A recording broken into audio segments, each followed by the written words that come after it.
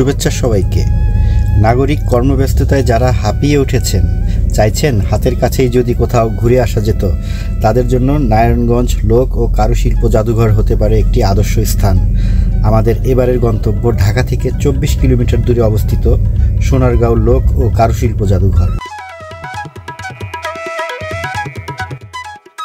আমাদের ভ্রমণ শুরু হলো রাজধানী ঢাকার গুলিস্তান থেকে। 10 ফেব্রুয়ারি 2024 শনিবার। আমরা গুলিস্তান থেকে বাসে চেপে মোগরাপাড়া বাস স্ট্যান্ড পর্যন্ত যাব। আমরা স্বদেশ পরিবহনের বাসের টিকিট কাটলাম। আমরা 2 জন ছিলাম, ভাড়া পড়েছিল জনপ্রতি 65 টাকা। গুলিস্তান থেকে মোগরাপাড়ার উদ্দেশ্যে দোয়েল, স্বদেশ প্রভৃতি পরিবহনের বাস ছেড়ে যায়। আমাদের বাস ইতিমধ্যে ছেড়ে দিয়েছে। আমরা মেয়র হানিফ ফ্লাইওভার, শীতলক্ষ্যা নদীর উপর নির্মিত কাঁচপুর সেতু পাড়ি দিয়ে মোগরাপাড়ার উদ্দেশ্যে যাচ্ছি। বাসের দুলুনি উপভোগ করতে করতে মাত্র 40 মিনিটের মধ্যে আমরা মোগরাপাড়া পৌঁছে গেলাম। মোগরাপাড়া বাস স্ট্যান্ড থেকে রিকশায় লোক ও কারুশিল্প জাদুঘরে পৌঁছাতে হবে। আমরা একটা রিকশা ভাড়া করলাম। ভাড়া নিয়েছিল 30 টাকা। রিকশায় চারপাশে দৃশ্য উপভোগ করতে করতে 10 মিনিটেই পৌঁছে গেলাম সোনারগাঁও লোক ও কারুশিল্প জাদুঘরে।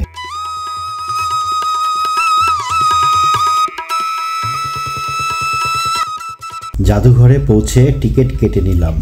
মূল্য জনপ্রতি 50 টাকা। আমরা ভেতরে প্রবেশ করলাম। আজ শনিবার। সোনারগাঁও লোক ও কারুশিল্প জাদুঘরে আজ অনেক জনসমাগম দেখতে পাচ্ছি, প্রচুর ভিড়।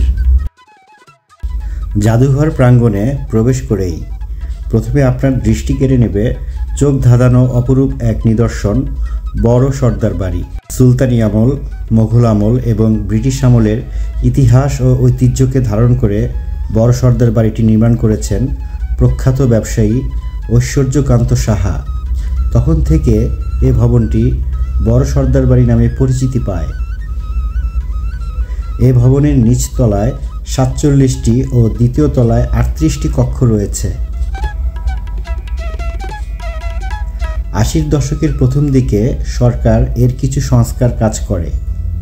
2012 সালে CSR অর্থাৎ সামাজিক দায়বদ্ধতার অংশ হিসাবে কোরীয় বহুজাতিক কোম্পানি ইয়ংওয়ান কর্পোরেশন $20 লক্ষ ব্যয়ে সর্দার বাড়িটির যথাযথ সংরক্ষণের উদ্যোগ নেয়। ভবনের ভেতরে প্রবেশ মূল্য জনপ্রতি 100 টাকা।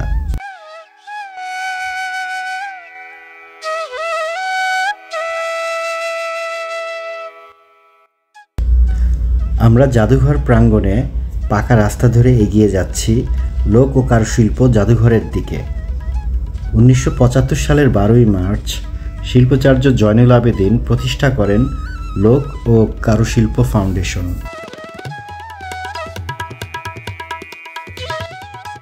এখানে রয়েছে একটি সমৃদ্ধ গ্রন্থাগার,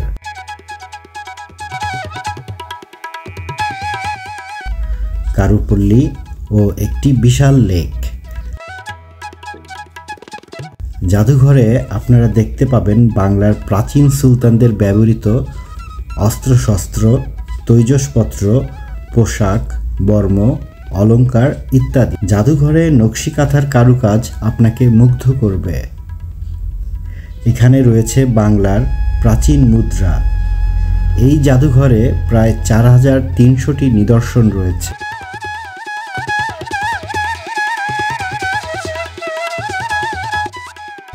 আমরা যখন সোনারগাঁও লোক ও কারুশিল্প জাদুঘর ভ্রমণ করছি, তখন জাদুঘরের পুরো প্রাঙ্গণ জুড়ে চলছে মাসব্যাপী লোকজ উৎসব 2024। উৎসব উপলক্ষে পুরো প্রাঙ্গণ বর্ণিল সাজে সজ্জিত হয়ে আছে। প্রতি বছর শীতকালে লোকজ উৎসব আয়োজন করা হয়। জানুয়ারি থেকে ফেব্রুয়ারি মাস পর্যন্ত সাধারণত এই মেলা আয়োজন করা হয়। মেলায় হাতে বোনা জামদানি ও তাঁতের পোশাক,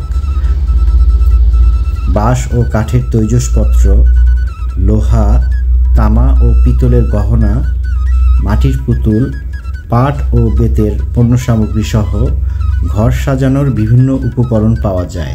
এখানে খাবারের দোকানগুলোতে উপচে পড়া ভিড় লক্ষ্য করলাম। বেচা বিক্রিও বেশ জমজমাট। আমরা চিংড়ি ভাজা ও আইসক্রিম খেয়েছিলাম, বেশ মজার ছিল খেতে।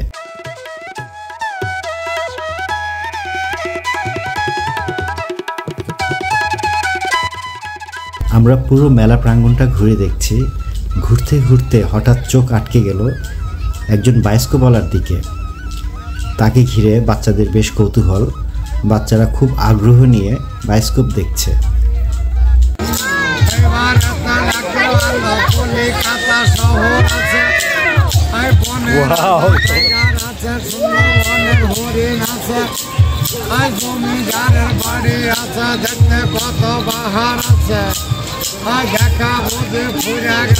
মাসব্যাপী লোকজ উৎসব ঘিরে চলছে সাংস্কৃতিক অনুষ্ঠান।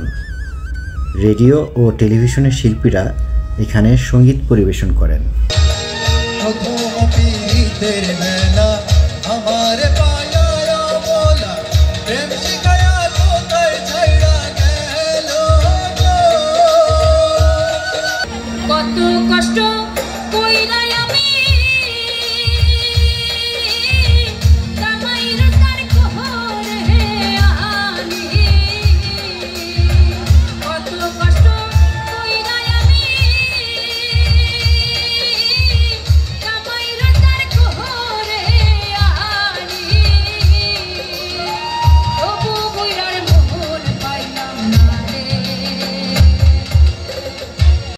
আপনারা সারা বছরই বছরের যে কোনো সময়ে সোনারগাঁও লোক ও কারুশিল্প জাদুঘরে আসতে পারেন।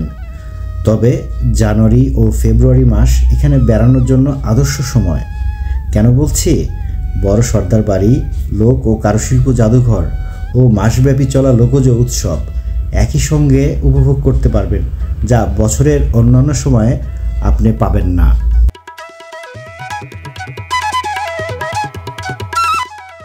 আপনাদের সবাইকে অসংখ্য ধন্যবাদ কষ্ট করে এই ভিডিওটি দেখার জন্য।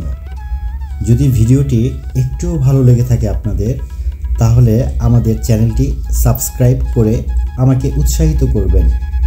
আর আপনাদের কোনো মতামত বা পরামর্শ থাকে তাহলে কমেন্ট করে প্লিজ আমাকে জানাবেন।